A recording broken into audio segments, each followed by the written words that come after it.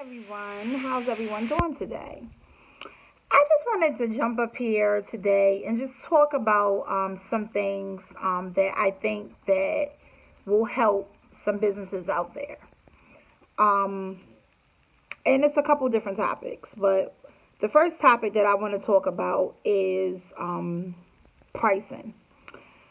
When you are pricing your items, yes, one thing I will say, charge what you're worth, but I want you to pay close attention.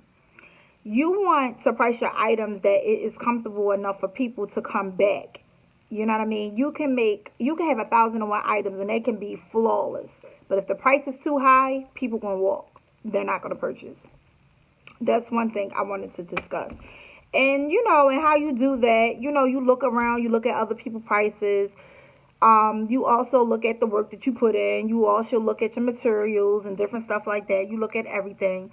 But after doing all of that, you want to come into that middle where you are charging people a comfortable amount because you want them to keep coming. You know what I'm saying? Like you want them to keep coming. You just don't want them to buy one thing or whatever, or maybe go to wherever you may be selling your things at and be like, that's cute, but that's too high. And it's nothing else up there that you may not have up there that could be cheaper than what you are charging whatever item for. You kind of get me? So I just wanted to put out there, I think that we should be very cautious about our prices and how much we are charging, seriously. The next thing I wanted to talk about is timely matter. Timely matter is very important with business, period. Your client should know, or the person that's, making the orders or whatever should know when their item is being started, when their item is being in process, meaning the middle center part, and when the item is being completed. And they should also know when the item should be shipped to them. So from the beginning to the end, all the way up to the product is being shipped out, the client should know. And it should not, you should, whatever product that you're making, like for example, I make dolls. One of my businesses, I do these dolls. And with the dolls, I give normally 3 days to make the doll, and then I give 2 to 4 days for it to get to the person. I stay in contact with them from the beginning to the end with custom dolls. If they do order the doll off of the site, a lot of times the dolls is in a sense is already made, so they get the 2 to 4 days for it to get delivered to them. But if they are ordering dolls for it to be custom made, it takes 3 days for me to make start and complete, and then it takes the 2 to 4 days for me to deliver it out. In the process of it, I keep them in a loop of what's going on, what the doll looks like, yada yada yada. I feel like that is very important, very, very important, because first of all, let me just say this. A lot of times with your customers, they don't know you. So they really are taking a chance on you. So you don't ever want to disappoint them and not, owning up to what you said that you would give to them in whatever time it is. You know what I'm saying? Like whatever time that you have mapped out and whatever you told them, you want to honor that. So just take that in mind. And a lot of times when you are ordering stuff off a line, it's a chance anyway. So you really want to you want to have that good faith, you want that.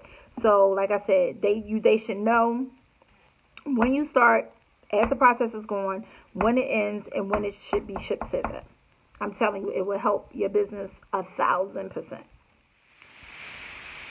Another thing I think is very important is make sure that you are interacting with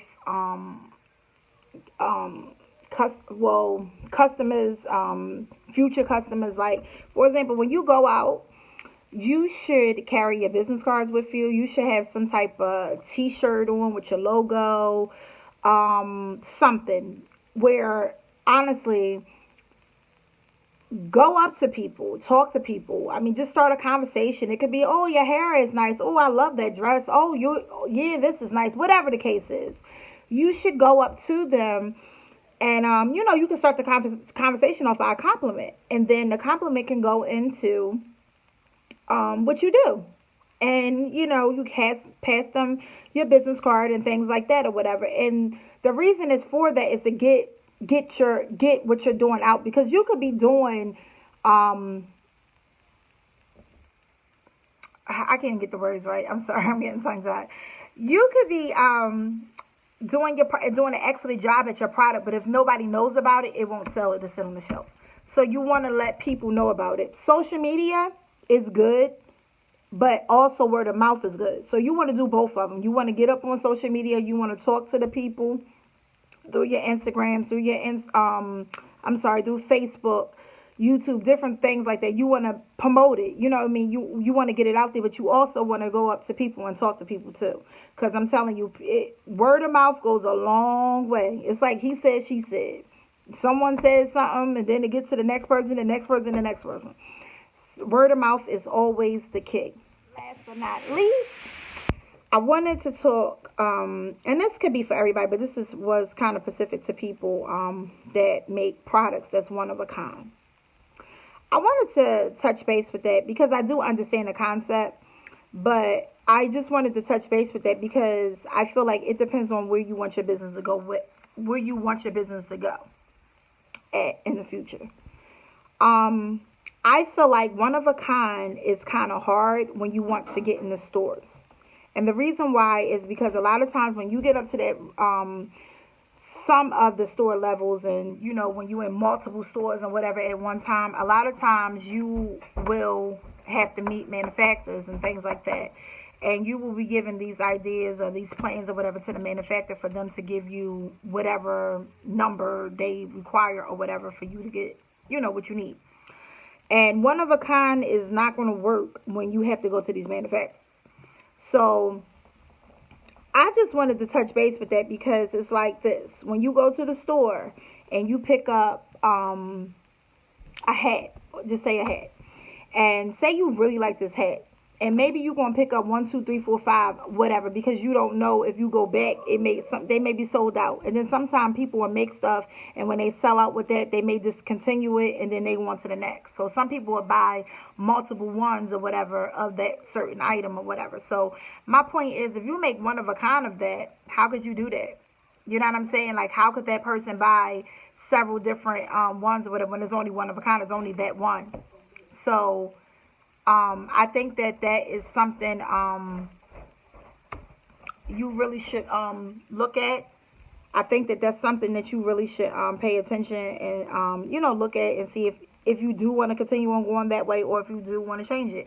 Like I said, it all depends on where you want to take your business to. And if you want to take it to mainstream, you want to open it up. Trust me, you want to open it up.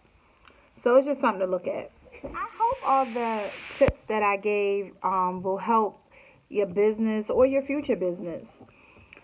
Please subscribe to Tamia Evans Styles and like and share. And if you have any questions that you may need to know about your business or how to do certain things that maybe I didn't go over, you're welcome to comment at the bottom. But I thank you so much. And thanks for following me. And once again, make sure that you subscribe to Tamia Evans Styles. And see y'all next time. Love ya.